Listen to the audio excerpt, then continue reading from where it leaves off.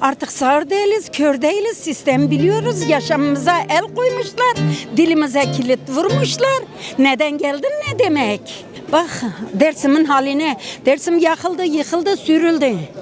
Dersim toplandı, bir fidan oldu, 1000 dala ayrıldı. Biz boyun eğmeyiz. Biz boyun eğmeyiz. Dersimimiz kutsaldır, kutsal kalacak. Dersimiz gururludur, onurludur, onurlu kalacak. Kurban olurum Dersim'in bir dal yaprağına.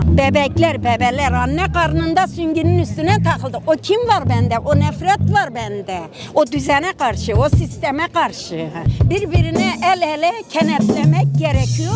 Doğamızı, toprağımızı, suyumuzu, geleceğimizi torunlarımıza gelecek hazırlayak. 38 olsun, sahip çıkarız. Biz buyuz. Biz buyuz. Biz sahip çıkacağız. Toprağımıza, suyumuza, taşımıza, geleceğimize, torunlarımıza, gelecek nesile. Çünkü biz acı yaşadık. Biz Dersimliyiz. Bizim sularımız kan aktı. Su akmadı, kan aktı.